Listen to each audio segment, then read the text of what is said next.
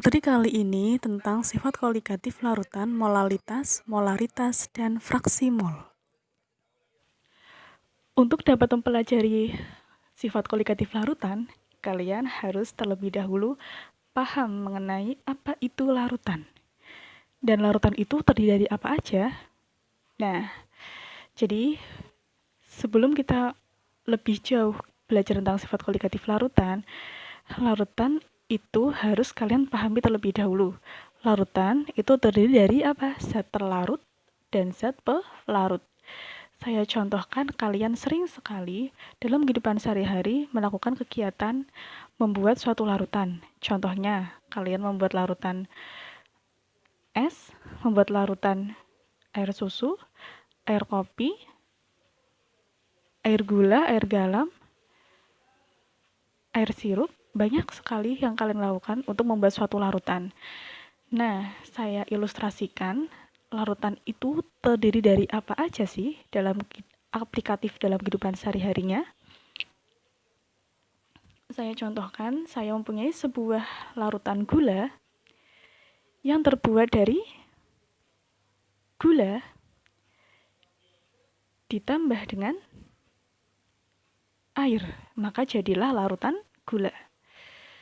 Nah, bagaimana dengan zat terlarut dan zat pelarutnya? Siapa yang jadi zat terlarut, siapa yang jadi zat pelarut?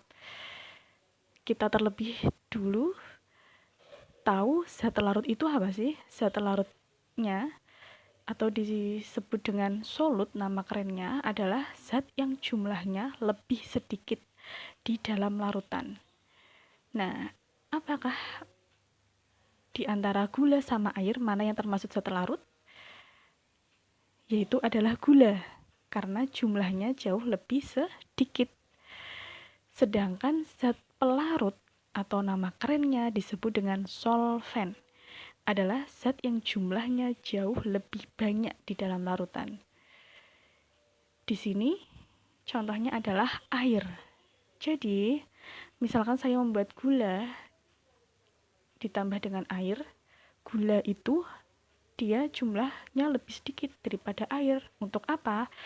Agar gulanya bisa terlarut. Air itu fungsinya untuk melarutkan si zat terlarut gula tersebut.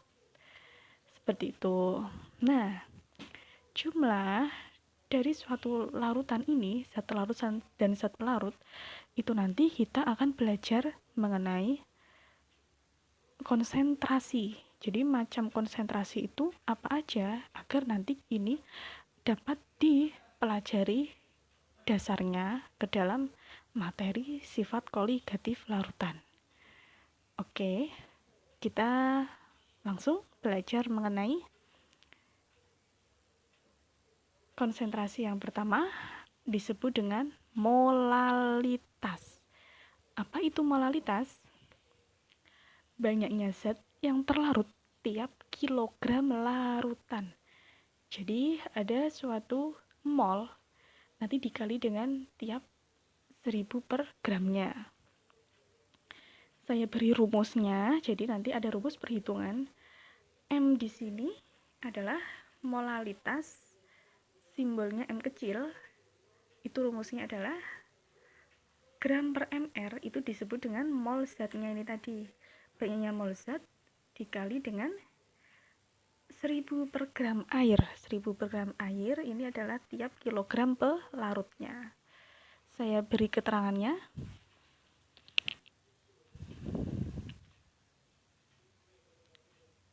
Nah, M kecil atau molalitas satuannya M, kemudian mr itu Mr, artinya massa molekul relatif, satuannya gram per mr. Ada lagi gram, massa zat yang terlarut ya, atau gram. Kemudian kalau yang gram air itu adalah massanya yang zat pelarut. Seperti itu. Nah, ada lagi konsentrasi yang kedua itu disebut dengan molaritas. Definisinya adalah banyaknya mol zat yang terlarut tiap liter larutan. Jadi di sini nanti jangan keliru Ada namanya molalitas, ada namanya molaritas.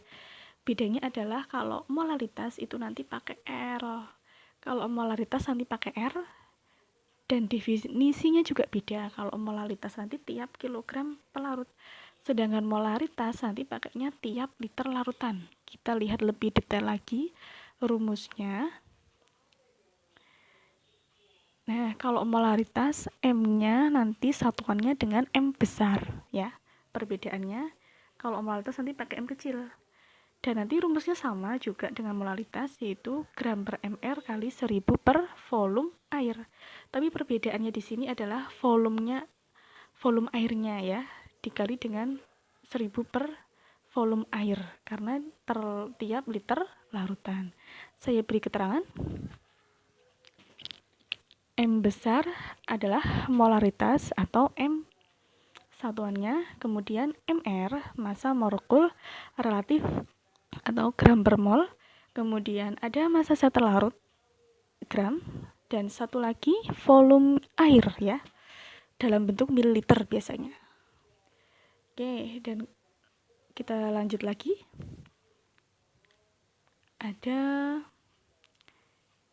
yang ketiga, fraksi mol. Apa yang disebut dengan fraksi mol? Definisinya adalah banyaknya mol suatu zat dibagi dengan jumlah mol keseluruhan zat dalam suatu larutan. Nah, fraksi mol ini itu ada dua jenis. Fraksi mol zat yang pelarut dan juga fraksi mol zat terlarut. Nah, kita belajar dari awal terlebih dahulu yang mol zat fraksi mol zat terlarut. Coba langsung saya beri rumusnya saja, yaitu nanti simbol dari fraksi mol yang zat terlarut adalah Xt. Xt sama dengan Nt per Nt plus Np. Oke, saya ulangi lagi. Nt dibagi dengan Nt plus Np. Nah, saya detailkan kalau Nt ini adalah mol zat terlarut dibagi dengan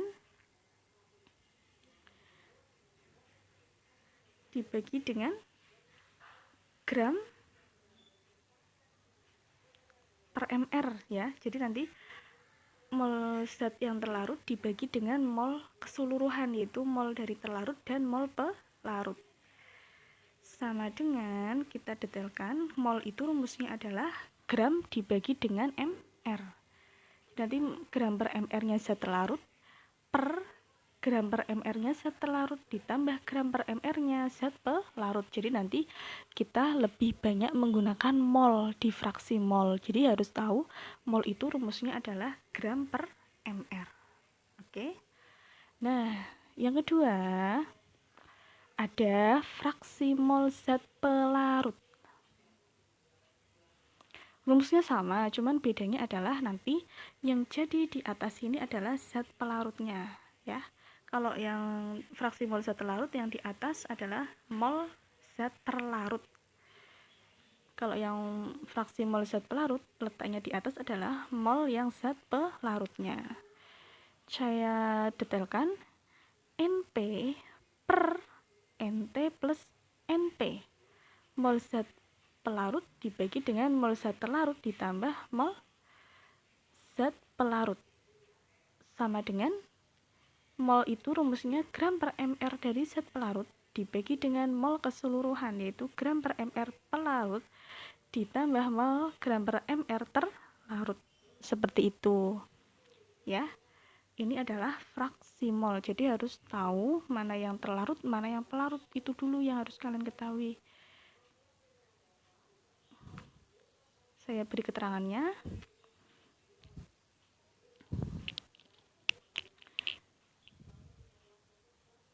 MR atau massa molekul relatif, gram per mol. Gram massa zat terlarut, Nt adalah mol zat terlarut, kemudian Np mol zat yang pelarut.